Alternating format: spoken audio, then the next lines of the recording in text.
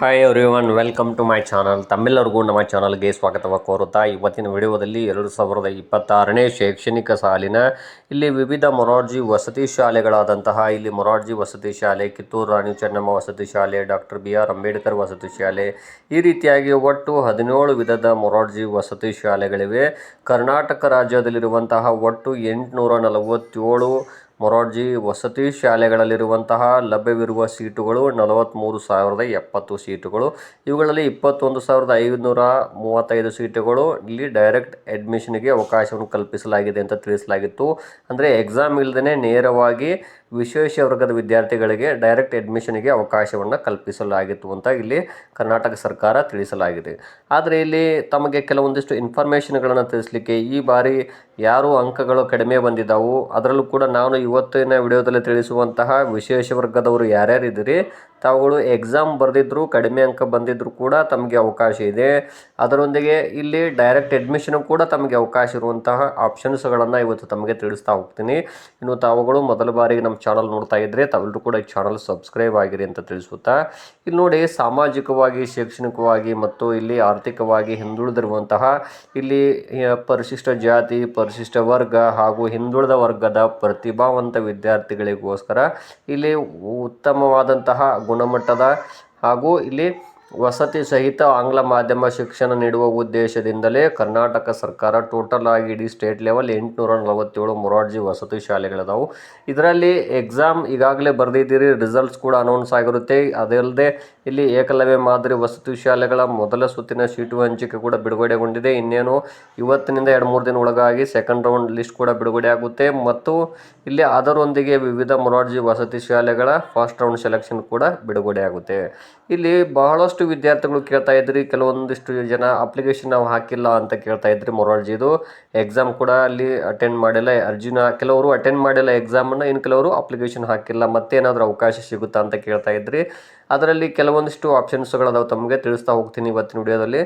ಏನು ಅಂದರೆ ಇಲ್ಲಿ ವಿಶೇಷ ವರ್ಗದವರು ಅಂತ ಯಾರಿದ್ದೀರಿ ಅವರಿಗೆ ಇಲ್ಲಿ ಎಕ್ಸಾಮ್ ಇಲ್ಲದೇ ನೇರವಾಗಿ ಅಡ್ಮಿಷನ್ಗೆ ಅವಕಾಶ ಕಲ್ಪಿಸಲಾಗಿದೆ ಅಂತ ತಿಳಿಸಲಾಗಿದೆ. ನಾನು ಕೂಡ ಈ ಬಗ್ಗೆ ಇಲ್ಲಿ ಅಧಿಕಾರಿ ವರ್ಗದವರನ್ನು ಸ್ವಲ್ಪ ಇಲ್ಲಿ ಕರೆ ಮಾಡಿ ಕೇಳಿದಾಗ ಅವರು ತಿಳಿಸಿರುವಂಥ ಮಾಹಿತಿ ಕೂಡ ಇವತ್ತು ತಿಳಿಸ್ತೀನಿ. ಇಲ್ಲಿ ಯಾರ್ಯಾರು ವಿಶೇಷ ವರ್ಗದಲ್ಲಿ ಬರ್ತೀರಾ ಅಂತ ಹೇಳ್ತಾ ಹೋಗೋದಾದರೆ ಇಲ್ಲಿ ನೋಡ್ತಾ ಹೋಗ್ಬೋದು. ಮೊದಲನೇದಾಗಿ ಇಲ್ಲಿ ಸಫಾಯಿ ಕರ್ಮಚಾರಿಗಳು, ಗುರುತಿಸಿರುವ ಮ್ಯಾನ್ಯುವಲ್ ಸ್ಕ್ಯಾವೆಂಜರ್, ಚಿಂದಿ ಆಯುವವರು ಮತ್ತು ಸ್ಮಶಾನ ಕಾರ್ಮಿಕರ ಮಕ್ಕಳು, ಇವರು ಎ ವಲಯದಲ್ಲಿ ಬರ್ತೀರಿ. ಅದೇ ರೀತಿಯಾಗಿ ಇನ್ನು ನೆಕ್ಸ್ಟ್ ನೋಡ್ತಾ ಹೋದಾಗ ಬಿ ವರ್ಗದಲ್ಲಿ ಬಾಲ ಕಾರ್ಮಿಕರು, ಜೀತ ವಿಮುಕ್ತ ಕಾರ್ಮಿಕರ ಮಕ್ಕಳು, ಗುರುತಿಸಿರುವ ಮಾಜಿ ದೇವದಾಸರ ಮಕ್ಕಳು ಬರ್ತಾರೆ. ಅದೇ ರೀತಿಯಾಗಿ ಇಲ್ಲಿ ಮತ್ತೆ ಏನು ಅಂದರೆ ಸಂಚಾರಿ ಕುರಿಗಾಹಿಗಳು ಕೂಡ ಬರ್ತಾರೆ. ಇನ್ನು ಸಿ ವರ್ಗದಲ್ಲಿ 25%ಕ್ಕಿಂತ ಹೆಚ್ಚಿನ ಅಂಗವಿಕಲತೆ ಹೊಂದಿರುವ ಮಕ್ಕಳು, HIV ತುತ್ತಾದ ಪೋಷಕರ ಮಕ್ಕಳು, ಒಬ್ಬ ಪೋಷಕರನ್ನು ಮಾತ್ರ ಹೊಂದಿರುವ ಹಾಗೂ ಇಲ್ಲಿ ಅನಾಥ ಮಕ್ಕಳು, ಇವರೆಲ್ಲರೂ ಕೂಡ ಸಿ ವರ್ಗದಲ್ಲಿ ಬರ್ತಾರೆ. ಇನ್ನು ಡಿ ವರ್ಗದಲ್ಲಿ ಗುರುತಿಸಿರುವ ಅಲೆಮಾರಿ, ಅರೆ ಅಲೆಮಾರಿ, ಸೂಕ್ಷ್ಮ, ಅತಿ ಸೂಕ್ಷ್ಮ ಸಮುದಾಯದ ಮತ್ತು ಸೈನಿಕರು, ಮಾಜಿ ಸೈನಿಕರ ಮಕ್ಕಳು, ಸರ್ಕಾರಿ ಯೋಜನೆಗಳಿಂದ ಸ್ಥಳಾಂತರಗೊಂಡ ಪೋಷಕರ ಮಕ್ಕಳು ಡಿ ವರ್ಗದಲ್ಲಿ ಬರ್ತಾರೆ.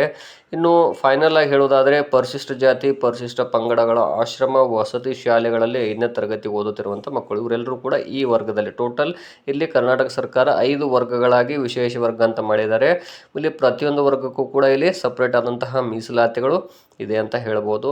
ಹಾಗಾದರೆ ಇಲ್ಲಿ ಯಾವ ರೀತಿಯಾದಂತಹ ಒಂದು ಆಯ್ಕೆ ಪ್ರಕ್ರಿಯೆ ನಡೆಯುತ್ತೆ ಅಂತ ಹೇಳ್ತಾ ಹೋಗ್ತೀನಿ. ಇಲ್ಲಿ ಎಲಿಜಿಬಿಲಿಟಿ ಏನಪ್ಪ ಅಂದರೆ ನಾನು ಈ ಬಗ್ಗೆ ಸಾಕಷ್ಟು ವಿಡಿಯೋಗಳಲ್ಲಿ ತಿಳಿಸಿರ್ತೇನೆ. ಏನು ಅಂದರೆ ಈ ವರ್ಷ ಅಂದರೆ 2025-26ನೇ ಸಾಲಿನಲ್ಲಿ ಇಲ್ಲಿ ಗೌರ್ಮೆಂಟ್ ರಿಕಗ್ನೈಸ್ಡ್ ಅಂದರೆ ಮಾನ್ಯತೆ ಪಡೆದಂತಹ ಯಾವುದೇ ಶಾಲೆಯಲ್ಲಿ 5ನೇ ತರಗತಿ ವ್ಯಾಸಂಗ ಮಾಡ್ತಿರಬೇಕು ಅರ್ಜಿ ಸಲ್ಲಿಸುವಂತಹ ಸಂದರ್ಭದಲ್ಲಿ.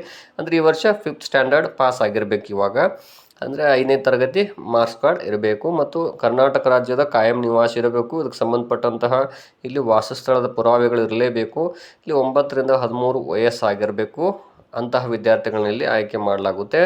ಇಲ್ಲಿ ಇವತ್ತಿನ ವಿಡಿಯೋದಲ್ಲಿ ತಮ್ಗೆ ಏನೇನು ದಾಖಲೆಗಳು ಬೇಕು ಅಂತ ತಿಳಿಸೋದಾದರೆ ಇಲ್ಲಿ ನೋಡ್ತಾ ಹೋಗ್ಬೋದು. ತಾವು ಕೂಡ ಏನು ಅಂದರೆ ಜಾತಿ ಆದಾಯ ಪ್ರಮಾಣ ಪತ್ರ ಇರಬೇಕು, ವಿಶೇಷ ವರ್ಗ ಅನ್ನಲಿಕ್ಕೆ ತಮ್ಮ ಹತ್ರ ಪ್ರಮಾಣ ಪತ್ರ ಇರಬೇಕು.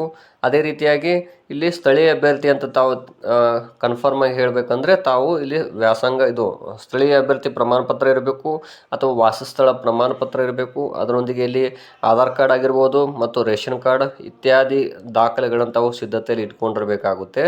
ಅಪ್ಲಿಕೇಶನ್ ಕಾಲಾದ ಕೂಡಲೇ ನಾನು ಕೂಡ ತಿಳಿಸ್ತೀನಿ. ಇವತ್ತಿನ ವಿಡಿಯೋದಲ್ಲಿ ಇನ್ನೊಂದು ಇಂಪಾರ್ಟೆಂಟ್ ವಿಷಯ ಏನು ಅಂದರೆ ಇಲ್ಲಿ ಇನ್ಕಮ್ ಎಷ್ಟು ಇರಬೇಕು ಅಂದರೆ ಹಿಂದುಳಿದ ವರ್ಗಕ್ಕೆ ಸೇರಿದಂಥವ್ರಿಗೆ ಇಲ್ಲಿ ಅಂದರೆ 2A 2B 3A 3B ಅಭ್ಯರ್ಥಿಗಳಿಗೆ ವಾರ್ಷಿಕ ಆದಾಯ 1 ವರ್ಷಕ್ಕೆ 1,00,000 ರೂಪಾಯಿ ಒಳಗಡೆ ಇರಬೇಕು, ಆ ಮಿತಿ ಒಳಗೆ ಇರಬೇಕು. ಇನ್ನು ಪ್ರವರ್ಗ 1ಕ್ಕೆ ಸೇರಿದಂಥ ಸ್ಟೂಡೆಂಟ್ಸ್ಗಳಿಗೆ ಇಲ್ಲಿ 2.5 ಲಕ್ಷ ರೂಪಾಯಿ ಆದಾಯ ಮಿತಿ ಒಳಗಿರಬೇಕು ಅಂತ ತಿಳಿಸಿದ್ದಾರೆ. ಇನ್ನು ಪರಿಶಿಷ್ಟ ಜಾತಿ ಪರಿಶಿಷ್ಟ ಪಂಗಡದ ವಿದ್ಯಾರ್ಥಿಗಳಿಗೆ 2.5 ಲಕ್ಷ ರೂಪಾಯಿ ಮಿತಿ ಒಳಗಿರಬೇಕಂತ ತಿಳಿಸಿದ್ದಾರೆ. ಇನ್ನೊಂದು ವಿಷಯ ಏನು ಅಂದರೆ ಇಲ್ಲಿ ಪರಿಶಿಷ್ಟ ಜಾತಿಯಲ್ಲಿ ಒಟ್ಟಾರೆಯಾಗಿ 3 ಪ್ರವರ್ಗಗಳಾಗಿ ಮಾಡಲಾಗಿರುತ್ತೆ, ಎ ವರ್ಗದಲ್ಲಿ ಮತ್ತು ಬಿ ಮತ್ತು ಸಿ ವರ್ಗದಲ್ಲಿ. ಹಾಗಾಗಿ ಇಲ್ಲಿ ಮೀಸಲಾತಿ ಅನುಸಾರವೇ ಇಲ್ಲಿ ಆಯ್ಕೆ ಪ್ರಕ್ರಿಯೆ ನಡೆಯುತ್ತದೆ.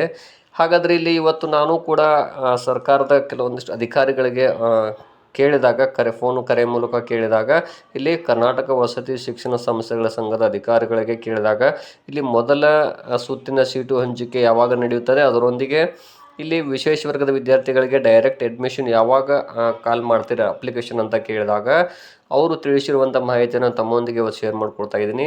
ಏನು ಅಂದರೆ ಇಲ್ಲಿ ಮೊದಲ ಸುತ್ತಿನ ಸೀಟು ಹಂಚಿಕೆ ಆಯ್ಕೆ ಪ್ರಕ್ರಿಯೆ ಇನ್ನೂ ಕರ್ನಾಟಕ ಪರೀಕ್ಷಾ ಪ್ರಾಧಿಕಾರ ಇವರು ಬಿಡುಗಡೆಗೊಳಿಸಿರುವುದಿಲ್ಲ. ಅದು ಬಿಡುಗಡೆ ಆದ ತಕ್ಷಣ ಎಷ್ಟು ಸೀಟುಗಳು ಲಭ್ಯ ಇವೆ ಎನ್ನುವುದರ ಆಧಾರದ ಮೇಲೆ ನಾವು ಇಲ್ಲಿ ವಿಶೇಷ ವರ್ಗದ ವಿದ್ಯಾರ್ಥಿಗಳಿಗೆ ನಾವು ಕೂಡ ತಕ್ಷಣವೇ ಕಾಲ್ ಮಾಡ್ತೀವಿ, ನಮ್ಮಲ್ಲಿ ಎಲ್ಲ ಪ್ರಿಪ್ರೇಷನ್ ಮಾಡ್ಕೊಂಡಿದ್ದೀವಿ ಅನ್ನುವಂಥ ಮಾಹಿತಿಯನ್ನು ಅವರು ತಿಳಿಸಿದ್ದಾರೆ. ಹಾಗಾದರೆ ಇಲ್ಲಿ ಫಸ್ಟ್ ರೌಂಡ್ ಸೆಲೆಕ್ಷನ್ ಬಿಟ್ಟು ಕೂಡಲೇ ಮತ್ತು ಇನ್ನೂ ಒಂದು ಮಾಹಿತಿಯನ್ನು ಕೂಡ ಅವರು ಶೇರ್ ಮಾಡಿದರು ನಮ್ಮ ಜೊತೆ. ಏನು ಅಂದರೆ ಇಲ್ಲಿ ವಿಶೇಷ ವರ್ಗದ ವಿದ್ಯಾರ್ಥಿಗಳು ಅರ್ಜಿಯನ್ನು ಸಲ್ಲಿಸಿ ಎಕ್ಸಾಮ್ ಬರೆದಿದ್ದರೆ ಅವ್ರನ್ನ ನೇರವಾಗಿ ಮೊದಲಿಗೆ ಫಸ್ಟ್ ರೌಂಡಲ್ಲೇ ಸೆಲೆಕ್ಷನ್ ಮಾಡಲಾಗುತ್ತೆ ಕರ್ನಾಟಕ ಪರೀಕ್ಷಾ ಪ್ರಾಧಿಕಾರದ ಮೂಲಕ. ಇನ್ನುಳಿದಿರುವ ಸೀಟುಗಳಿಗೆ ಮಾತ್ರ ಇಲ್ಲಿ ನೇರ ಪ್ರವೇಶಾತಿಗೆ ಇಲ್ಲಿ ಅರ್ಜಿಗಳನ್ನು ಕರ್ನಾಟಕ ವಸತಿ ಶಿಕ್ಷಣ ಸಂಸ್ಥೆಗಳ ಸಂಘದ ಮೂಲಕ ಅಪ್ಲಿಕೇಶನ್ ಆನ್ಲೈನ್ ಮೂಲಕ ಕರೆಯಲಾಗುತ್ತೆ ಅಂತ ತಿಳಿಸಿದ್ದಾರೆ. ಸೊ ಹಾಗಾದರೆ ಇಲ್ಲಿ 43,070 ಸೀಟುಗಳು ಅದಾವಂದರೂ ಕೂಡ ಇಲ್ಲಿ ವಿಶೇಷ ವರ್ಗದವರಿಗೆ 21,535 ಸೀಟುಗಳನ್ನು ಮೀಸಲಿಡಲಾಗಿದೆ. ಆದರೆ ಈ ವಿಶೇಷ ವರ್ಗದ ವಿದ್ಯಾರ್ಥಿಗಳು ಎಕ್ಸಾಮ್ ಬರೆದಿದ್ದರೆ ಅವರಿಗೆ ಮೊದಲನೇ ಸುತ್ತಿನಲ್ಲೇ ಆಯ್ಕೆ ಮಾಡಲಾಗುತ್ತೆ. ಅದ ನಂತರ ಉಳಿದಿರುವ ಎಷ್ಟು ವಿಶೇಷ ವರ್ಗದ ಸೀಟುಗಳು ಉಳಿದಾವೆ ಅವ್ರಿಗೆ ಮಾತ್ರ ಇಲ್ಲಿ ಡೈರೆಕ್ಟಾಗಿ ಎಕ್ಸಾಮ್ ಇಲ್ಲದೆ ಅಪ್ಲಿಕೇಶನ್ ಕಾಲ್ ಮಾಡಾಗುತ್ತೆ ಅಂತ ಮಾಹಿತಿಯನ್ನು ತಿಳಿಸಿದ್ದಾರೆ. ಹಾಗಾಗಿ ಇನ್ನೊಂದು 2-3 ದಿನಗಳಲ್ಲಿ ಮೋಸ್ಟ್ಲಿ ಬಿಡುವಂಥ ಚಾನ್ಸಸ್ ಇದೆ. First round Morarji selection list ಅಂತ ತಿಳಿಸಿದ್ದಾರೆ. ಅದ್ರ ಜೊತೆಗೆ ಇಲ್ಲಿ ಏಕಲವ್ಯ ಮಾದರಿ ವಸತಿ ಶಾಲೆದು ಕೂಡ ಇಲ್ಲಿ ಬಿಡುಗಡೆ ಆಗುವ ಚಾನ್ಸಸ್ ಇದೆ. ಸೆಕೆಂಡ್ ರೌಂಡ್ ಕೌನ್ಸಿಲಿಂಗ್ ಲಿಸ್ಟು ಈಗಾಗಲೇ ಅಡ್ಮಿಷನ್ ಮಾಡಲಿಕ್ಕೆ 8 ದಿನಗಳ ಕಾಲಾವಕಾಶ ನೀಡಲಾಗಿತ್ತು. ಈಗಾಗಲೇ ಆ ಡೇಟ್ ಮುಕ್ತಾಯಗೊಂಡಿದೆ. ನಾವು ಕೂಡ ವೇಟ್ ಮಾಡ್ತಾ ಇದ್ದೀವಿ. ಸೊ ಹಾಗಾಗಿ ಇನ್ನೊಂದು ಇನ್ಫಾರ್ಮೇಷನ್ ತಮಗೆ ಹೇಳ್ತಾ ಏನು ಅಂದರೆ ವಿಶೇಷ ವರ್ಗ ಅಂದರೆ ಇಲ್ಲಿ ಎಲ್ಲ ಕಾಸ್ಟ್ನ ವಿದ್ಯಾರ್ಥಿಗಳು ಈ ವಿಶೇಷ ವರ್ಗದಲ್ಲಿ ಬರ್ತಾರೆ. ಹಾಗಾಗಿ ತಾವು ಯಾವ್ಯಾವ ಕಾಸ್ಟ್ನ ವಿದ್ಯಾರ್ಥಿಗಳಿದ್ದೀರಿ, ತಾವು ವಿಶೇಷ ವರ್ಗದವರು ಅಂತ ತಮ್ಮ ಹತ್ರ ದಾಖಲೆ ಇದ್ದರೆ ಆಗಲೇ ತಿಳಿಸಿದ ಹಾಗೆ ಎಲ್ಲ ದಾಖಲೆಗಳನ್ನು ಸಿದ್ಧತೆಯಲ್ಲಿ ಇಟ್ಕೊಳ್ಳಿ. ಅಪ್ಲಿಕೇಶನ್ ಕಾಲ ಕೂಡಲೇ ನಾನು ತಮಗೆ ಮಾಹಿತಿಯನ್ನು ನೀಡ್ತೀನಿ. ನಮ್ಮ ಚಾನಲ್ನ ನೋಡ್ತಾ ಇರಿ. ತಮಗೆ ತಕ್ಷಣವೇ ನಾನು ಅಪ್ಲಿಕೇಶನ್ ಕಾಲ್ ಆದ ಕೂಡಲೇ ನಾನು ನಮ್ಮ ಯೂಟ್ಯೂಬ್ ಚಾನಲಲ್ಲಿ ವಿಡಿಯೋ ಮೂಲಕ ತಮಗೆ ಎಲ್ಲ ಮಾಹಿತಿಯನ್ನು ಶೇರ್ ಮಾಡ್ಕೋತೀನಿ ಅನ್ನುವಂಥ ಮಾಹಿತಿ ತಿಳಿಸುತ್ತಾ, ಒಟ್ಟಾರೆಯಾಗಿ ಇವತ್ತಿನ ವಿಡಿಯೋ ಮೂಲಕ ತಮಗೆ ತಿಳಿಸಿದ್ದೇನು ಅಂದರೆ ವಿಶೇಷ ವರ್ಗದ ವಿದ್ಯಾರ್ಥಿಗಳಿಗೆ ಸಾಕಷ್ಟು ಆಪ್ಷನ್ಸ್ಗಳದಾವು, ಯಾರು ಅಪ್ಲಿಕೇಶನ್ ಹಾಕಿಲ್ಲ. ಹಾಗಾಗಿ ಎಲ್ಲರೂ ಕೂಡ ತಾವು ಸಿದ್ಧತೆಯಲ್ಲಿ ಇಟ್ಕೊಂಡ್ರೆ ಎಲ್ಲ ದಾಖಲೆಗಳನ್ನಂತ ತಿಳಿಸ್ತಾ ಇದ್ದೀನಿ. ಧನ್ಯವಾದಗಳು.